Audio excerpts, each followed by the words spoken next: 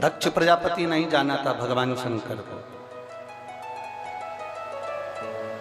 दक्ष प्रजापति के मन में तो शंकर जी के प्रति बैर भरा हुआ था।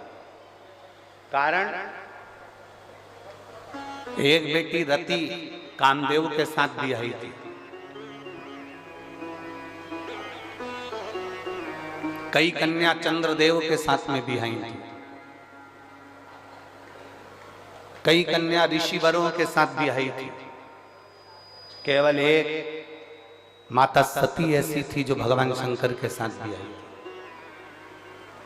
कामदेव के यहाँ रहने के लिए सुंदर भवन था, ऋषियों के यहाँ रहने के लिए सुंदर भवन था, चंद्रदेव के यहाँ रहने के लिए सुंदर भवन था, पर सती जहाँ रह रही थी वो सुंदर भवन नहीं था।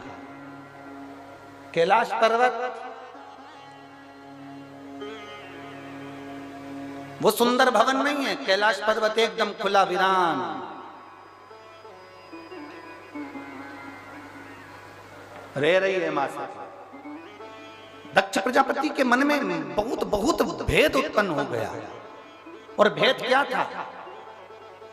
दक्ष प्रजापति ने चंद्रदेव को काया का रोग होने का श्राप दे दिया था कि चंद्र मैं तुझे श्राप देता हूं कि तुझे काया का रोग होगा। चंद्र को काया का रोग हो गया, उसकी काया क्षीण होने लगी, गिरने लगी, टपकने लगी।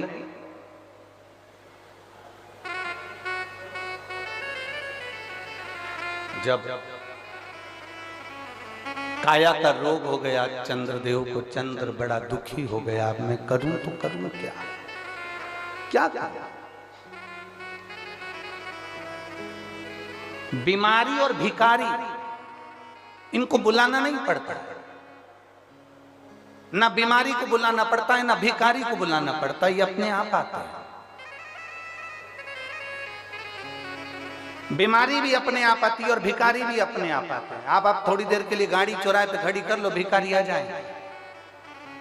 आप थोड़ी देर कहीं जाकर खड़े हो जाओ, भिखारी आपके सामने आ जाएंगे। आपने उसको हाथ देकर नहीं बुलाया, भिखारी को इशारा कर कर नहीं बुलाया, भिखारी को झाला देकर नहीं बुलाया, भिखारी को पत्र देकर नहीं बुलाया। भिखारी और बीमारी ये दोनों बिना बुलाए आते हैं। बीमारी को भी बुलाया नहीं जाता कि मेरा सिर दुखना, मेरा पेट दुखना, मेरे हाथ पैर दुखना, ये बीमारी को बुलाया नहीं जाता।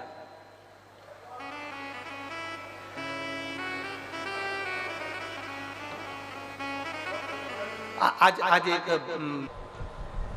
जब चंद्र रो रहा है, चंद्र की आंखों में जल भर गया कि मेरे शरीर में ये रोग पड़ गया।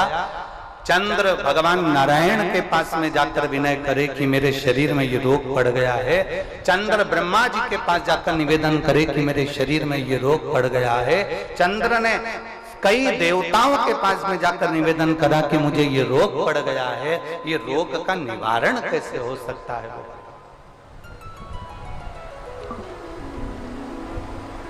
इस रोग का निवारण कैसे? इस रोग से मुक्ति कैसे?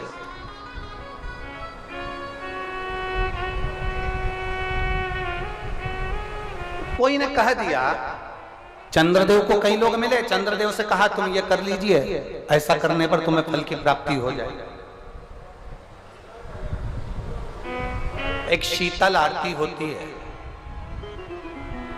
मेरी जीजियों बड़े सावधानी से सुनिएगा। एक शीतल आरती होती है, एक गुरु और एक घर वाली अगर अच्छी मिल जाए तो समझ लो गुरु तुम्हें स्वर्ग की सीढ़ी चढ़ा देता है और घर वाली घर को स्वर्ग बना देती है। ऐसा प्रभु की प्रीत बड़ी है। चंद्र शीतल आरती चंद्र कर रहा है, शीतल। और कर्पूर गौरम करुणावतारम संसार सारम भुजगेन्द्र। चंद्रदेव ने जो भगवान की आराधना करी, आराधना करते ही शंकर जी ने दर्शन दे दिया। दक्ष प्रजापति को क्रोध आ गया। दक्ष प्रजापति को क्रोध इसलिए आया कि दक्ष प्रजापति को क्रोध आने का कारण केवल इतना सा था कि मैंने चंद्र को काया का रोग का श्राप दिया था। इसका रोग ठीक किसने करा? तो मालूम पड़ा कि शंकर भगवान ने करा है, शिव ने करा है। बस दक्ष प्रजापति का हृदय जल गया। मेरा दामाद होकर मेरे अनुकूल नहीं चल रहा, मेरे विपरीत चल रहा। चंद्र को ठीक कर दिया, जिस चंद्र को मैंने काया का रोग दिया था उसको ठीक कर दिया। क्रोध में आ गए दक्ष प्रजापति और आखिरी में हुआ क्या, यज्ञ की तैयारी हुई, उस यज्ञ की मीटिंग में भी शंकर का अपमान किया, यज्ञ में शंकर को ना बुलाकर उनका अपमान किया। बार बार शंकर का अपमान करते हैं, केवल एक कारण है, क्योंकि शंकर भगवान ने उन्हें रोग से मुक्त करा था। मेरे शिव जी को इसका कोई फर्क नहीं पड़ता, दुनिया के लोग कितना भी ताना दें, दुनिया के लोग कितनी भी गाली दें, दुनिया के लोग कितना भी अपशब्द कहें, दुनिया के लोग कितना भी आड़ा टेढ़ा बोलें, शिव महापुराण की कथा कहती है अगर आपने अपने दिल से शंकर भगवान को पुकारा है तो सारी दुनिया तुमको दुख देने वाली होगी और मेरा महादेव दुख से निवारण करने वाला है।